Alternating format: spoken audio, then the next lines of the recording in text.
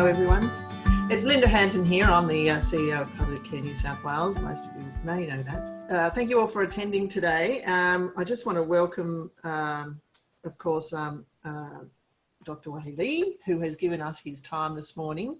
He is a palliative care physician and a clinical research fellow at Sacred Heart, PhD scholar at University of Technology Sydney, exploring the challenging issues of depression assessment and management in people with advanced life-limiting illness and extremely short prognoses, under the supervision of David Currow, Meera, Agar and Professor Draper.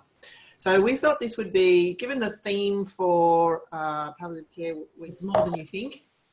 Well, and given the current circumstances, we've decided to obviously go online for everything this week, and we've put together a couple of other videos as well. And this one we thought we'd try out for our first live webinar for the first time for Palliative Care New South Wales. I know it's pretty exciting. And so we thank you for being part of that. And the theme being, it's more than you think. We thought we'd explore some other issues that are not often considered part of the palliative care discussion. So can I hand over to our presenter today, Dr. Wei Lee. Well, thank you very much, Linda. And so nice to speak to everybody on the line. It's just a bit weird that I can't see anyone because I usually like to be a bit more interactive. Today we have around 30 minutes of presentation, and after that I'll open the floor to some questions and comments or discussion if anyone still has the time to stay. Now, so while within keep your questions until the end, or if you like, might want to use the chat box to chat to Linda, and then Linda will be able to read out the questions later for us. So what I'll do right now is I'll share my screen so that people can see the slides. And if there's any issue, please let Linda know online. Okay, so just confirming, we'll wait for 5 seconds to see whether or not anyone has on the chat box says no, they can see the slide.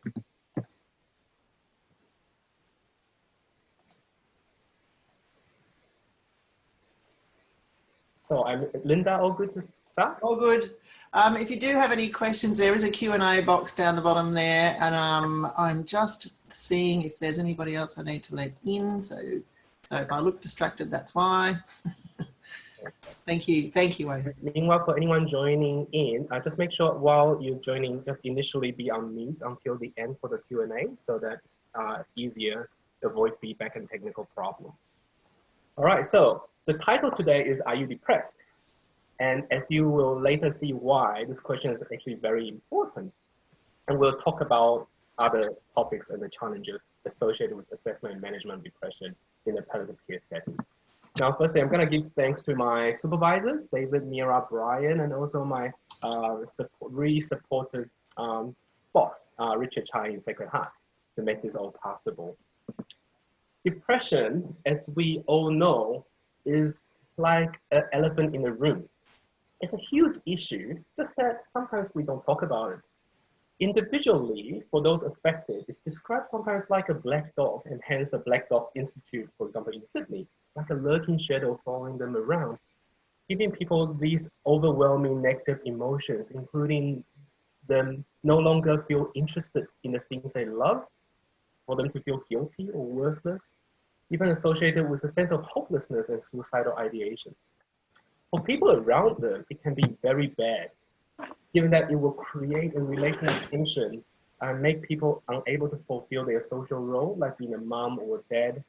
It leads to, for example, them neglecting their kids and dependents, or that can lead to significant care stress and depression as well. Interestingly, many people know that, in fact, in the local Australia setting, depression actually has a higher burden of disease than breast and bowel cancer, when we actually focus on cancer so much. And in the world, it actually has the highest burden of disease in the middle and high income countries. It was postulated that in 2030, unipolar depressive disorder will be the leading cause of burden of disease by disability adjusted life years, higher than that of ischemic heart disease and higher than motor vehicle accidents.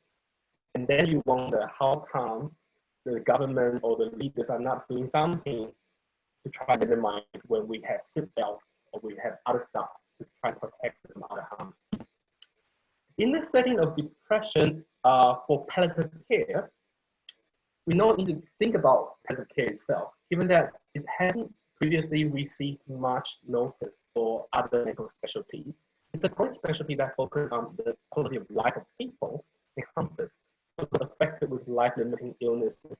And to the non-palliative care people, a lot of them think, even in the doctors or nurses realm, think, oh, it's all about morphine and megarilin. Or some people may say, it's just pastoral care workers. But in fact, people need to know more about that. And depression should be one of the primary focus because it would influence somebody's quality of life. Now, the prevalence of depression in palliative care was thought to be ranged from 5% to 50% conservatively in the literature. And this is actually some of the new findings, because if you go to the old literature and find it, it may just be up to as much as 30%. Now, there's a wide variety about the actual percentage, and you might ask why. And it actually depends on the definition of what people mean when they say depressed or depression, which we'll talk about later. And also, interestingly, given that the palliative care population is a very mixed population, you have people with longer prognosis that live even years, to people who have extremely short prognosis of days, and that difference also will lead to a difference for depression prevalence. Importantly, for the cancer and the non-cancer bunch, people usually thought cancer prevalence, depression prevalence in cancer is higher, but actually it's the opposite. The non-cancer bunch from heart failure or the renal failure bunch, they tend to have higher prevalence than the cancer population. Now, the big problem though in depression in this setting is that it's often underassessed and treated. And poor management of such can usually result not just in the impaired quality of that particular person, but imagine on the deathbed when, let's say, a father of 60 years old is on the deathbed, thinking about the family needing the will to be done, meaning this father to give their last sentence or words as a legacy. Now, what if this person, because of depression, lost the care factor and say, I no longer care about my children, I no longer care about my wife, my hobbies. And that's what we're talking about. It also leads to increasing sense of suffering. You have people with pain problems that whatever you give them, they just say, I'm still in pain. There are also ongoing psychosocial distresses and even spiritual distresses. By that I mean an issue with lost meaning and the sense of my life is not meaningful, it's not worth it. Hence, it's often related to suicidal ideation, the desire of hasten death. And if we don't do it well, in the community, there will be a bigger push for euthanasia, physician-assisted suicide. And that's because many people, including clinicians, have this sense of nihilism, like nothing's gonna help, nothing's gonna work, it's all futile given that we're gonna die anyway. And therefore the sense of inadequacy. Now, when I was married, well, I'm still married, in the ceremony, somebody mentioned, happy wife, happy life. Wise comments. And that highlights a point of a person's mood can actually influence another person's mood and even the quality of life. In the depression setting, we have unhappy patients, unhappy family, and importantly also unhappy staffs. And this is often not addressed and just go under the carpet. Now, you may say, hey, what do you mean by the term depression? And in fact, indeed, different people in the world mean different things. You might be walking on the road and somebody say, I feel depressed today. All they're saying is, I feel so sad today because my boss fired me. I lost my job because of COVID-19. Versus, they might be saying, actually, I'm depressed. That because I'm so sad, I also don't have appetite for food. I can't sleep anymore. I feel guilty for shouting at my kids because I lost my job. Versus, even worse, some of them may be having substance use issues. Some of them may have underlying physical issues that made them have this depressive symptoms. And what we're talking about will be etiological, that is causative, related to a cause. So that's called the disorder based on etiological approach. So for example, major depressive disorder, bipolar disorder, adjustment disorder, or substance or medication-induced depressive disorder. So out of these three main things from that language of mental health book, for the clinicians in the room, a lot of the time when we say somebody's depressed, it means either a syndrome or disorder, or some may even argue these two that was highlighted in red box are actually the similar thing anyway, that is based on criteria, a set of criteria looking at the collection of symptoms. So let's move on to the risk factors. So what are the risk factors for depression in our particular setting? Well, not unlike the usual population, the gender is not a major role. Rather, the younger people with cancer often are those with depression. And often the story goes like this: 30-year-old mother with metastatic breast cancer, very distressed, wanting to go through ongoing chemotherapy, but we know that she's gonna die likely very shortly, in a few days' time. And can you please go talk to her about not continuing on the treatment? Yeah. Meanwhile, there's also the issue of having prior history of depression. Uncontrolled symptoms, especially pain, is a big thing. The type of illnesses, for example, certain cancer like pancreatic cancer, head and neck cancer, or even heart failure, brain mets, having high calcium in your blood, and HIV, they're all related to have a high risk of depression in the setting of palliative care. Certain treatments often will give depressed mood, such as the high and the low associated with steroids that we often use in palliative care. Or people don't think about it, but some chemotherapies or anti-cancer agents like vincristine, blasting, the common ones, or tamoxifen that is often used for breast cancer can actually make you feel depressed. Now, radiotherapy to the head and neck region and the brain can also make people depressed. So that's just something to note as well. We all thought that we are really good at assessing and managing depression. Well, a lot of us do. Nonetheless, a previous survey in the Australasian setting for palliative care physicians done in 2010 and published in 2014 says 43% of the clinicians assess depression only sometimes. And in fact, the UK survey of palliative care physicians also in 60% of the reported challenges and difficulty in assessing depressive symptoms. What's more shocking, even more, is in the palliative care units of more than 1,000 case notes analysis of terminally ill patients, it's found that more than 70% of the palliative care patients with depression did not receive potentially effective therapy. And those who received antidepressants were nearly always underdosed. Now, people then postulate, what are the reasons for all these? And in fact, there's not actually a lot of good interviews done. Nonetheless, with all the collective evidence we have, it's summarizing into the following things, including the clinicians fearing to distress patients, especially the stigma associated with the psychiatric diagnosis, the clinicians' lack of knowledge and skills, the lack of time to do an assessment and management properly, low acceptability of the depression assessment tool being too burdensome for use for both clinicians and patients and not reliable enough. Or clinicians worry about drug and drug interactions when we're going to give certain medication to treat depression. And there's a usual poor linkage between the mental health service and the palliative team that leads to suboptimal management. And lastly, there's a sense of nihilism, futility, and hopelessness, thinking that, hey, what's the point? Even if we screen, even if we treat, would that actually change the ultimate outcome for our patient? They're gonna die anyway, right? After hearing this, I want you as clinicians feel depressed about the situation.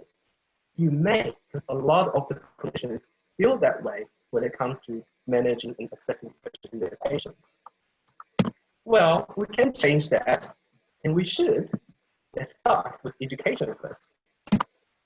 So firstly, depression assessment, some general approaches. Number one, according to the European Association of Palliative Care and their Palliative Care Research Collaborative, they do recommend routine screening in palliative care setting. We need to then assess our patients to diagnose depression. Importantly, despite the external diagnosis, we still need to assess for potentially reversible causes of depression and contributors of such. That can include suboptimally managed pain, hypercalcemia, which, let's put it honestly, when would you walk into a patient's room who's depressed and go like, let me check the calcium, right? It's often missed. Life stresses, relational issues, that's often, by the way, addressed by our pastoral care and social workers very well. The loss of meaning that we need to sit down and talk to our patients about. We also need to assess for severity, complications, such as, for example, we talk about, hey, because of the depression, as they're fairly independent, have they been neglected? How is the depression impacting on their family life, on their finance, for example? And also the risk of this depression to the patient and others, such as, for example, the risk of self-harm, risk of abuse. There's many, many ways for us to assess depression. There's no so-called gold standard rule, but there's general principles. And remember to get help from mental health specialists if required. Now let's start with screening. The screening should be carried out in all healthcare patients. You may say, hang on a minute, we don't have the time, we don't have the ability, I don't know which tool, because there's more than 50 around. Are we going to choose? Not very practical. It's not very robust. How do we know whether we are really picking up depressive disorder? In general, there's two main types of tools. One are the general symptom ones, one are depression specific. The general one, what I'm talking about, are things like the outcome scale or Edmonton symptom assessment scale, which I'll give an example of. They are a list of symptoms that you give to patients, for example, and then give them, or they have like pain, shortness of breath, mood, and get them to just on the scale score the severity. Another one is like the very well-known hospital anxiety and depression scale, and that's validated in palliative care setting. And that's often used in research settings, but less used in clinical settings, which I'll show you guys soon. Other things include Edinburgh postnatal depression score, 1 or 2 item questionnaire or visual analog scale, which can be very useful for people with cognitive impairment, movement problems such as motor neuron diseases. And so, when we talk about our tools, the main two groups, the ESES, the Edmonton Symptom Scale, that's the generic one. As you can see on the list, there's multiple symptoms. Our fourth one is on the scale of not depressed to worst possible depression. Somebody can just come, it's a self-reported instrument, or ask a patient, hey, how depressed are you? They just put a number. In general, 4 or more is considered quite significant. And that can, in certain literature, is seem to assimilate the prevalence of overall all the depressive disorders. And can be a good screening tool, especially for those with, for example, dementia in the nursing home, and that has been done. The other one is a hospital anxiety depression scale. That's actually a mixture between the anxiety component and the depression component you can see on screen. Essentially, the clinicians usually helping the patients, just circling a subjective symptoms they have of whether or not they enjoy things as usual, whether or not they feel restless, and whether or not they look forward to future events. And essentially, from that, they then have a total score of from 11 or more is definitely a definitive depression. Now, you may say, therefore, those two scales are too burdensome, and in fact, a lot of people do. And that's why we need to look at a shorter manner or way to measure things for screening. And one of the very useful thing that has been tested in the psychiatry realm, as well as the palliative realm, is the patient health questionnaire 2. Or put it this way, 2 questions. Number 1 question, are you depressed? Second question, have you lost interest? And you can phrase it in similar ways. And essentially, it has been found, if you ask these 2 questions and say, essentially trying to assess in the past 2 weeks how often the patient has been bothered by this, assessed by frequency of, is that not at all, several days, more than half of the days, or nearly every day, then you can actually pick up a lot of depressive disorder with a high sensitivity and specificity. What we're talking about is, let's say, even if you just ask 1 question, that single 1 question is, with the patient in front of you, are you depressed? And they say yes, nearly every day. And just that 1 question.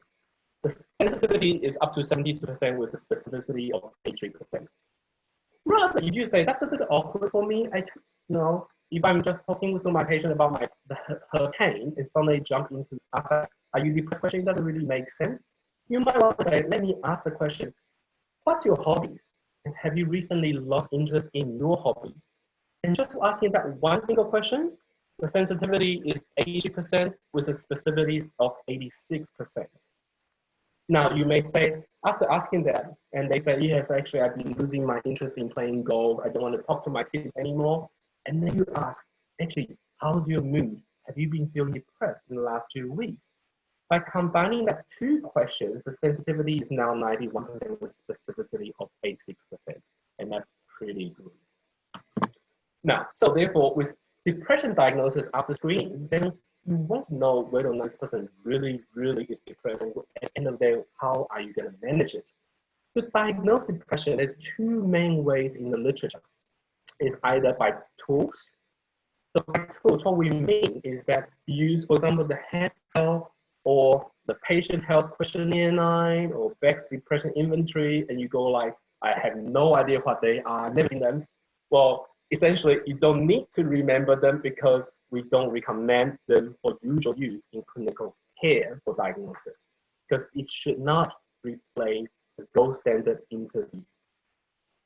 However, the whole idea is, in research realm especially, if a patient fulfills a specific cutoff point using this self-reported instrument, then they are positive for depression. It does not, however, tell you which type of depression. In general, in the general psychiatry setting, a lot of them is in comparison with major depressive disorder. Nonetheless, in the National Palliative Care, people can argue, it's all you can't tell people have major depressive disorder. They may just have depressive disorder because of their terminal illness, for example. Therefore, more importantly is we need to do a diagnostic interview. And you might say, I can't do it. I don't know how to do it. That's totally fine. Leave it to your either palliative care doctors or ask a psychologist or a psychiatrist for help. And that's considered as gold standard. So essentially for the criteria-based diagnosis, they are fulfilling a set of criteria, and that then allows for differentiation of different types of depressed appearing syndrome with the suggested cause, and therefore lead the subsequent treatment. For example, after the interview, somebody may come up with major depressive disorder versus adjustment disorder versus substance or medication-induced depressive disorder or delirium. There's two main kinds of criteria, and is well known called Diagnostic Statistical Manual or DSM versus International Classification of Diseases or ICD. So DSM is made by American Psychiatric Association. It's a US based, but take on widely struggled and used a lot by in our Australasian setting. Whereas the in ICD one is made by World Health Organization for low middle income countries, and a lot of time is used in the European countries.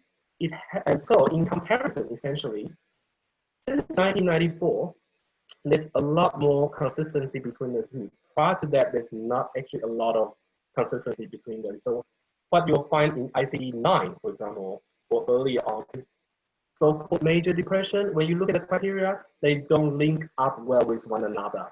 It's from DSM-4 versus ICD-10 that it starts to link well. And now DSM-4 progressed to ICD-5.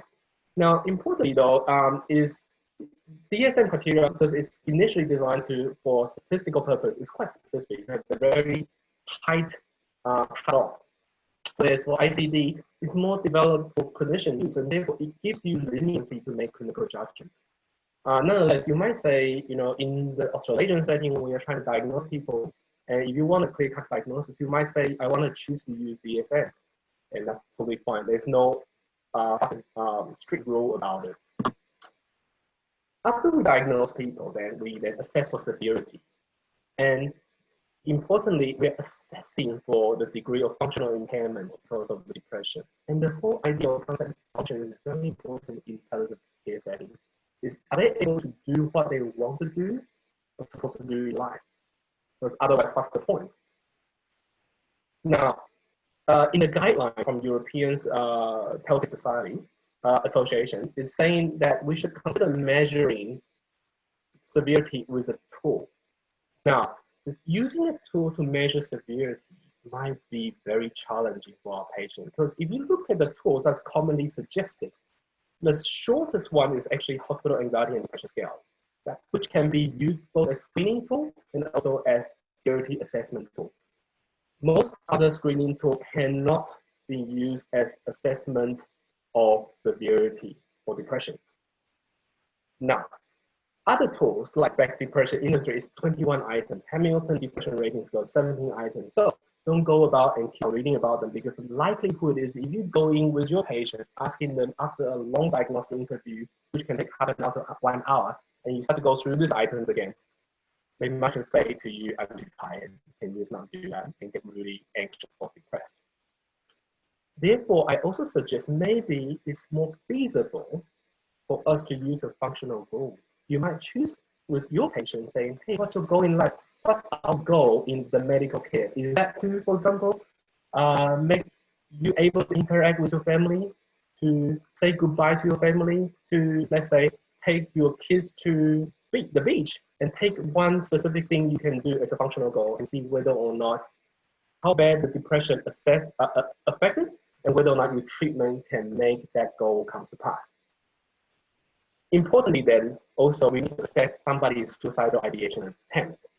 Now, this often is the realm that social work and pastoral care do really well. They assess people's social support network, they assess whether or not they have the source of help, whether or not they have the 24-hour helpline known to them. And meanwhile, from the nursing perspective, it's important if they are, whether or not it's at home or in the ward, to assess people's means of harm, whether or not they have broke knives, open benzos that they can overdose themselves on. Importantly is if patients present in risk to themselves, we need to arrange an urgent referral to either specialist mental health services, consider hospitalization, whether or not it's a healthcare unit or the so-called general hospital, that's determined by a case-by-case basis. Now, many of you can engage, so my biggest issue with depression assessment is I can't differentiate depressive symptoms. I don't know whether or not what's normal or what's pathological, what's abnormal. Or I don't know what's actually the depression symptoms that make you have the bodily symptoms versus the terminal illness giving you the body symptoms. Or how do I tell the differences between, for example, depression or delirium or adjustment disorder, or does it even matter? So let's quickly go through some of them. Firstly, for the normal response versus the abnormal response, for people who is normally grieving because they are going to die or they have losses, anticipatory grief, essentially, they usually still be able to intimately connect with others. They feel sad, but they're not like totally socially withdrawn. They still be able to enjoy happy memories versus those who's totally abnormal, they ruminate, go like essentially thinking and stewing over the negative thoughts over and over again. And you hear their family members say to them, it's so frustrating. This person just never changed. Whatever we say to them, I just can't change the way he thinks. That concrete thinking, inability to change and change your thinking, just be careful of that to be more pathological. Another thing for being normal is that usually you don't have that sense of, this is put in the opposite box. So you have a sense of self-worth. You feel you're valuable in your life versus the pathological one, you feel, man, my life is worthless. There's no value at all. I might just as well be dead. And that let me jump to the last box. For the no one, you have a passive wish for that. The person may say to you, if I get a chest infection, don't give me antibiotics. And you might ask why. And this person says, well, I live an awesome life. Everything is so good. I love my family. I just don't want to be a burden to them. And I don't want to suffer. Versus somebody say to you, my life is not worth it. Everything I did is wrong. And now I got this terminal illness. I'm going to die anyway. But man, it's not worth living. I feel guilty and worthless. Just end my life. That's a bit different because that sense of worth and value is no longer there. Now, talking about timing and duration, if we go to the middle box, the normal anticipatory one tend to come in waves. So sometimes they feel better, sometimes they don't feel better. Whereas the pathological one, it tends to be constant, persistent, and unremitting. For the normal one, you can look forward to things and you have capacity for pleasure. You still enjoy certain things. Whereas for the abnormal ones, they usually have no hope, no interest for the future, and they don't have interest to do whatever they used to like. So that's called anhedonia. So in fact, therefore, certain studies that in our healthcare population, the distinctive feature may be the feeling of hopelessness, helplessness, worthlessness, and guilt. And therefore, that we need to take into account to suggest that maybe depressive disorder. Moving on to the somatic symptoms of depression and terminal illness symptoms. Importantly, is people worry about these overlap of symptoms. In particular, the fatigue, the insomnia or sleepiness. But insomnia is because the DSM criteria enter insomnia when people are depressed, they don't sleep, for example. Anorexia, change in appetite, and reduced weight. Now, these symptoms are often also the symptoms of terminal illness. So just change that insomnia to sleepiness.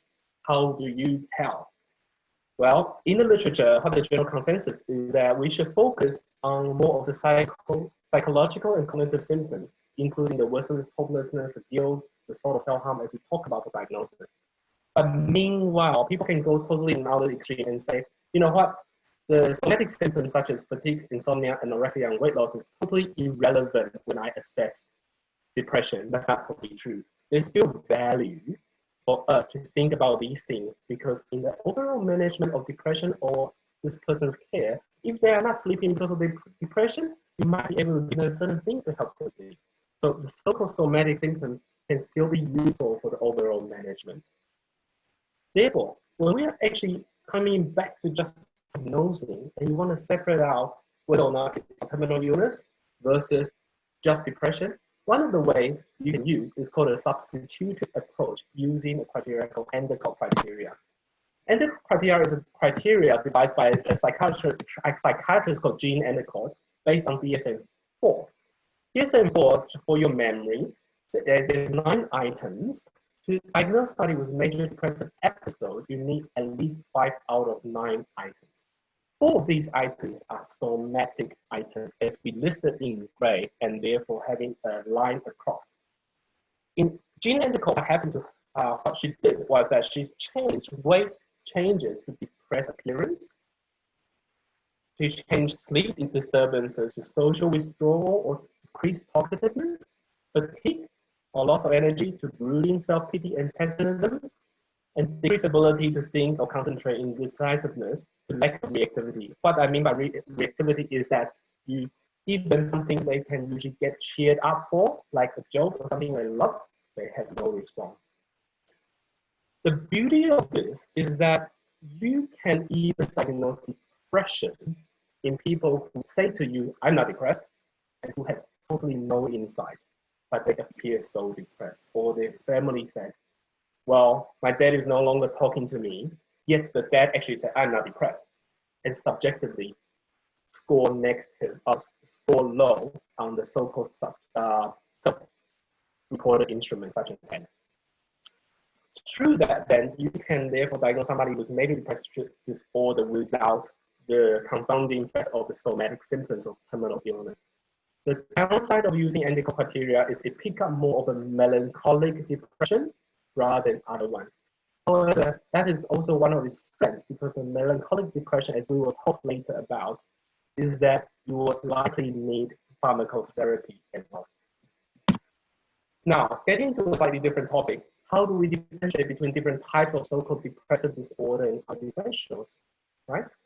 Well, importantly, when we get psychiatrists to look at our patient, often the so-called diagnoses such as adjustment disorder or delirium will pop up. And in fact, that's something important to consider because the differentials of these conditions include such. In fact, demoralization, where there's an existential distress where people don't think my life is worth living anymore, or delirium or pain-induced distress are key differential diagnosis or alternative diagnosis that's not depressive disorder that we need to identify.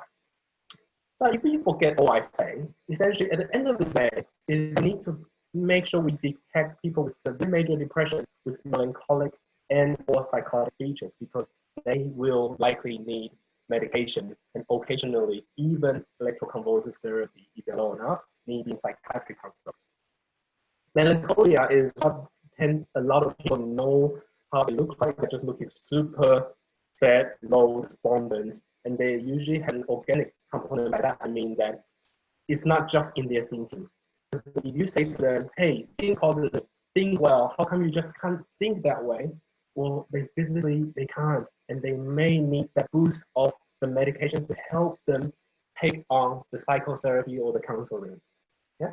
Whereas for psychosis, it's more the delusion, the fixed belief, and the hallucination that they may have auditory one saying to them that you suck, you're worthless, that kind of thing going on. And for those things, they do need treatment. Whereas for those with mild or moderate depression, not like those we mentioned, they're best treated with non-drug therapies and can usually initially be managed in healthcare settings anyway. Now, just be aware of medication and alcohol, because a lot of the time we might not think they actually are the cause of depression. Just remember them. So we'll come to our management section. For management, the foundation is non-pharmacological interventions, not just medications. Yeah. So what we need to think about is, number one, beware of the sense of nihilism and utility, thinking that, oh, it's gonna be, all negative anyway. They're all gonna die. What's the point of saving these people from depression? And in fact, there's something we can still do about the depression, and we can elevate it. Often we actually can increase their quality of life. Importantly, it does need a multidisciplinary team, including the GP and the mental health services. We need to treat potentially reversible causes and the contributors if that's in line with the goal of care of the patient. Give people the non-pharmacological intervention, whatever is available. Consider pharmacological interventions and consider experimental trials. So starting with non-pharm interventions, so many types there are. Right? But however, a lot of the evidence actually were extrapolated from trials in the advanced illness setting, such as from the advanced cancer, heart failure, renal failure setting. There's also neurological disorders, HIV. But generally, whatever the treatment method is, it generally involves one way or the other good communication skills in a therapeutic manner. You express empathy, attentive listening, someone providing support, plus or minus education to patient or family, and altogether. The therapist exploring the patient's past experience and losses, the current fears and concerns, and the hopes for the future. Are also encouraging patients to think about what's important in their lives, their meaning, and generally the goal is therefore to foster a sense of value and dignity, to connect, help them connect with others, and also help them reconcile and make closure in the dying process. But importantly, yes, not all interventions include all of them. Certain ones are more focused on certain aspects. So these are ones that I summarized for you guys with mostly systematic review evidence, level 1 evidence, in the setting of palliative care mostly. But what I did is with the setting, write down the different kinds of settings that these systematic reviews are actually done. So cognitive behavioral therapy has strong evidence for effectiveness, whether or not it's cancer, non-cancer, including also problem-solving therapies, self-help interventions. Live review is where you actually the therapist go and go through what happened, life experiences, what happened in the person's life, and help them get meaning out of it. Forgiveness therapy is if somebody has interpersonal conflicts and they need to reconcile, that can be very helpful. And evidence of effectiveness found in terminal cancer. Dignity therapy is where we help people with existential distress get a sense of value in their life and meaning. So like life review, dignity therapy, they are all related with meaning a lot of times. And some people call it existential therapy. And however, the thing is at the moment, we still don't yet have the systematic review evidence for dignity therapy to work in the healthcare setting. Other things include spiritual interventions, that's defined as a mixture of religious and existential interventions, and that are found to be helpful. Other things include group-based reminiscence therapy, mindfulness-based intervention, we've got a number of them, helpful in cancer setting, massage, It had negative and positive effectiveness, but in the healthcare and cancer systematic review found to be effective, though the evidence is poor in quality. Relaxation technique, like breathing technique, is also found to be helpful. Exercise, music, and art therapy are also helpful, interestingly. The reason why I want to bring up all of that is it's not just the doctor's role, but we can all play a part of it. Whether or not you are a music therapist, an art therapist, you are a physio who can offer exercise therapy or OT, you may think I'm not trained in any of the depression stuff, but yes, you can make an important contribution to the care of patients with high level of effectiveness on literature.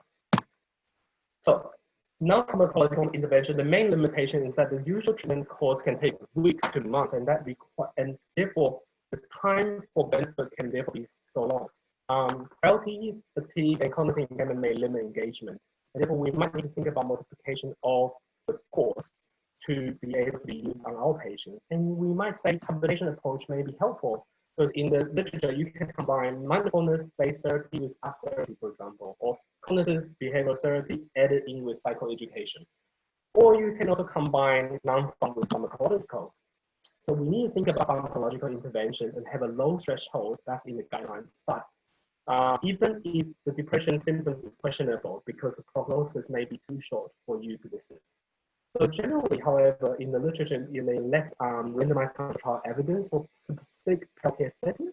But if we extract from other illnesses, then you have a number of choices. In particular, the typical antidepressants that include the SSRIs, the SNRI, and the diazepam, which is the more commonly recommended ones versus the older ones such as tricyclic and monoamine oxidase inhibitors, which tend to be you want to be away from because of the potential side effects. The efficacy, however, at the moment, there's no data to suggest one is better than other for the robust data. Other choices you can include psychostimulants, amphetamine-based, or electroconvulsive therapy, experimental, which we'll briefly touch on today. Now, for you to consider what kind of things to take to give to your patient, you think about the effectiveness, the tolerability, such as whether or not the person can swallow, whether or not they have renal or liver impairment, the so-called side effect profile. For example, if somebody has neuropathic pain, you might want to give them not an SSRI, but an SNRI or tricyclic instead. Or if somebody has anorexia or insomnia, then maybe metazapine is better. And a major consideration, however, is the access. For example, if that is in New Zealand or some other places, you might not have access to the SNRI like duloxetine, or you may say, I don't have access to Ritalin, methylphenidate. So that's just something to consider.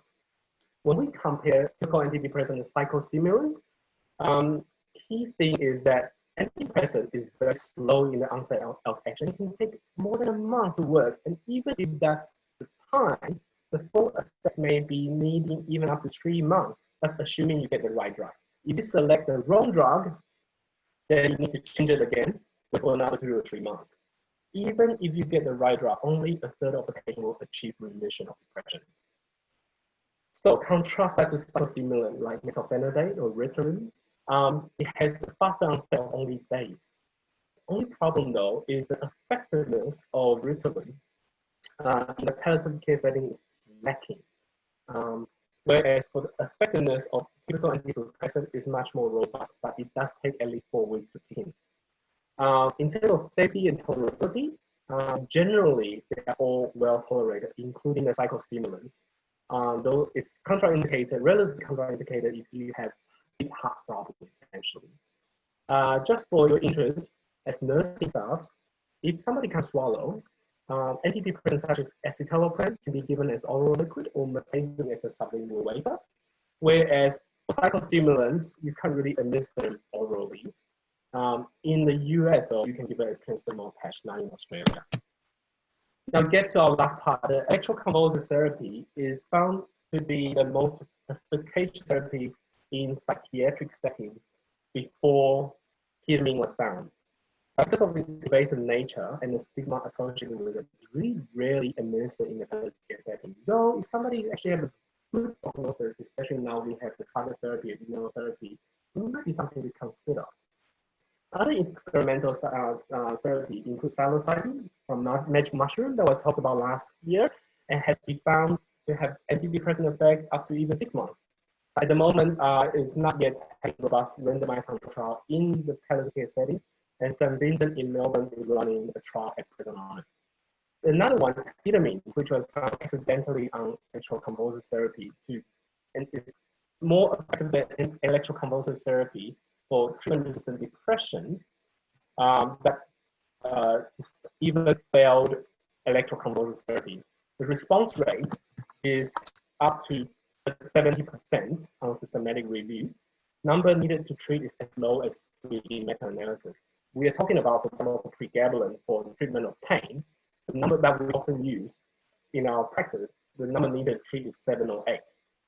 But ketamine is so low.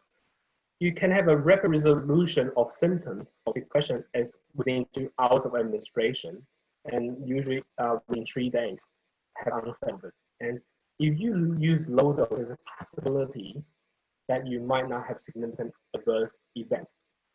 And what we're doing at the moment, though, because there's a little evidence in the healthcare setting, but a lot of trials are done in the psychiatry setting, we are currently running our own phase 2 pilot feasibility study on ultra-low dose ketamine for depression, which won't be covered today in our field because of time. So in summary, depression assessment and management can be very challenging. The language of depression, when we do assess our patients, needs to be clarified. When we actually screen assess our patients, we need to make sure that the way we do it is feasible and not too burdensome for both staff and patients. And we might choose to ask that 1 or 2 question things of, for example, have you lost interest? Are you depressed? Remember to treat for the potentially reversible causes and a contributor of depression, such as pain or such as hypercalcemia. Non-pharmacological interventions is the foundational thing, and it needs a multidisciplinary input. All of us can do it. Meanwhile, consider typical antidepressant in the context of patient's illness and symptoms, and consider psychostimulants if the prognosis is very short. And lastly, remember, we can all do something about it. So, question and comment time. Just unmuting myself. Wei, can you see the Q&A down the bottom? Because I can hit a button and you can answer live if you like. Q&A. Okay, so will the recording of the webinar be available to us? I believe Linda said yes, right? Yeah, sure. If that's all right with you, Wei. Yeah, of course, of course. And then Janine is asking, so is community services, in community services, it is primarily nursing, seeing patients, and often general nurses. Do you think a model for depression would be useful? And if an assessment done, there is often not the psychological services available. Now, I think there's a few things about it. So one thing, I think having a model can be useful if that can actually improve practice and not make it too bureaucratic. Because I think one of the main issues is when we make things too bureaucratic, it just doesn't move along well. Nonetheless, if that is what's required to make sure people, for example, screen properly, then we might need to do that. And in fact, at the moment, part of the PhD at the very end is we will devise a model for depression management and care, where we talk about the referral to psychiatry. As you touch on, psychological services may not be readily available, and that's something we want to try and improve. So one of the parts of our projects is that we are trying to engage psychology, actually psychiatry, to try and see how they assess and manage depression, interview them, trying to merge the findings together, bridge the services, and develop through a Delphi process, a way to try and link the two systems better. At the moment, it's not completely available. Nonetheless, even if psychological services is not available, I think we can still, as nurses, or even physio, or even pastoral care worker, by educating and empowering them, they can offer good depression care and good non-pharmacological management. So that's my answer to that one. The The next question is there a role for psychiatrists as a regular member of MDT? Definitely yes. And in fact, one of the hospitals in Sydney has that, which is really cool. However, I think a lot of the time for other service and locations, they don't have that privilege. And I think it's something we can hopefully develop. It might take a lot of time. The next question is family carer informed of depression of their loved ones? If so, are they supported with education and strategies to support the person? Now, it's important that family and carers are informed of depression of their loved ones, because I think if without that, sometimes the family or the carer might think it's their fault. So for example, my dad doesn't want to talk to me, it's my problem kind of stuff, when that dad is affected by depression. And I think as staffs, we can be trained in breaking the news and say to their loved ones, hey, it's not your problem, but the patient is being affected by something called depression. It's not because he doesn't love you anymore, for example. Yeah? And I think education can be helpful in the patient setting. Note though, health education by itself in systematic review failed to show effectiveness to improve depression. Whereas psychoeducation, where it also involves psychological therapy and education, it helps improve effectiveness. It shows effectiveness in improving mood for patients and carers. So knowledge of depression varies in community. I think importantly, therefore, we need to educate our community about that. Now, another comment is that you didn't mention specifically the elderly. Any comments? So I think elderly-wise, a lot of our healthcare population are frail and elderly. So most of these things we mentioned, including all the trials and the evidence, have included the elderly population. And some of the systematic review evidence on non-pharmacological intervention in my slide actually include older adults. And the principles, I think, remain the same. Essentially, because elderly and frail, you don't want an assessment tool that's too burdensome. So use an ultra short one that's feasible and robust, such as a 1 or 2 item questionnaire. Make sure that medication-wise, in the guideline that we mentioned in the slides, you start the dose as half of the usual dose of other population and titrate up to response. So the next one is your ongoing study involving ketamine in palliative care subcut administration. Is there any reason why you have chosen this method as opposed to intranasal ketamine? Good question. So why did we choose intranasal ketamine? It's because intranasal ketamine, despite the approval from FDA, from the actual study from Janssen, if you look at the intranasal ketamine literature, it did not show effectiveness for the elderly population nor the frail ones. Moreover, there's a possible risk or higher risk of harm. In fact, in Black Dog Institute, they have already tried intranasal ketamine after they've tried subcut. And they found that the tolerability of intranasal ketamine, not esketamine, intranasal ketamine is so low that it can't be used. Whereas esketamine is slightly different, but the effectiveness is doubted. And because of the lack of evidence, we chose to go for the more robust version, which is subcut with better safety profile. The next question is, what is the risk of making things worse if you decide as a nurse, non-mental health trained to aim to screen or explore? I think this is often a reason why nurses prefer not to explore depression. Well, I think importantly is if you have the support system to later do something about it, then great, let's screen.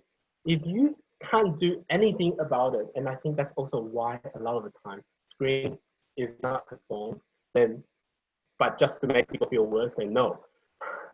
But I do think at the moment with most of our services, with well-trained pastoral care worker and social worker, even if there's no psychologist or psychiatrist, the use of good non-pharmacological intervention can be very helpful. And therefore, I do think therefore there's still a role, even if you're not mentally health trained, to explore and screen for depression using just, are you depressed or have you lost interest? And that also would help build up rapport with the patient, because they will think, oh, you're not just caring about my medical issues. Actually, you care about my hobbies. You care about what's important in my life. So I would still support screening. Last question is, are psychiatric assessment available via telehealth where access is limited? I believe at the moment, especially in March, one of the main things in the Royal College of Australia, New Zealand College of Psychiatry, they were talking about telehealth. I don't know the progress so far, but yes, I believe that's currently being tried and attempted. So I think that's the end of it. Thank you, everyone. Thank you, Wei. I hope you've all had an opportunity to congratulate yourselves for your work and have a little champagne this afternoon. Thanks, everyone, and farewell.